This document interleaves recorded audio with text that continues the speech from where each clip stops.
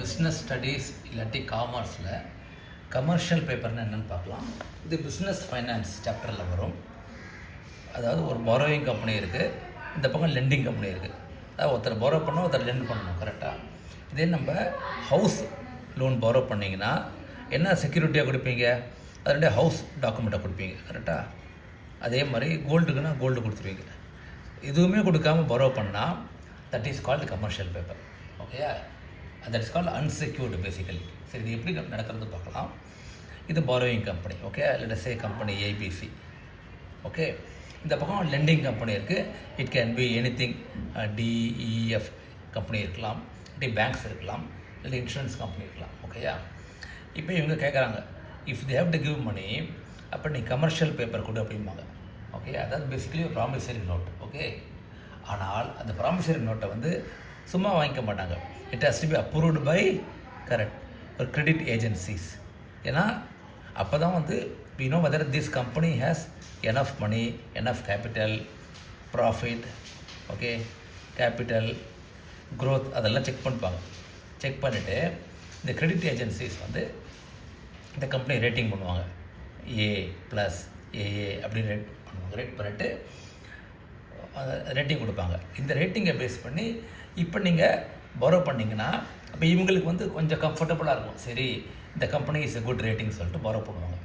So இந்த borrowing company will issue a commercial paper, okay, which is rated by credit agencies.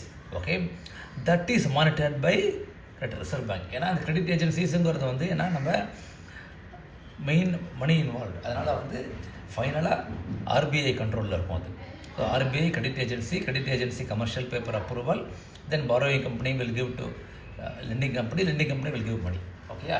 இதுதான் the basic flow of commercial paper.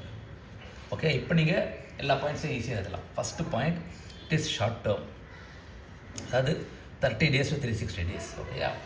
Second, இது unsecured promissory note.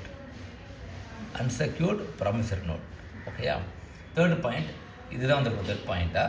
Okay, it is between business and இன்னொரு கம்பெனியாகவும் இருக்கலாம், பேங்க்ஸாகவும் இருக்கலாம், insurance கம்பெனியாகவும் இருக்கலாம். ஓகேயா? Then next point is with good credit rating. Credit rating இல்லாட்டி இந்த ரெண்டு கம்பெனியும் டீலே பண்ணாது. ஏன்னா இவங்க ரெண்டு பேருக்கு யார் யாருன்னு தெரியாது. ஒரு கிரெடிட் ரேட்டிங் இருந்தால் தான் அவங்களுக்கு வந்து ஒரு ஒரு கான்ஃபிடென்ஸ் இருக்கும். சரி, நம்ம பணம் கொடுக்கலான்னு சொல்லிட்டு. ஓகேயா? And it is monitored by reserve bank of India, அதாவது கிரெடிட் ஏஜென்சிஸ்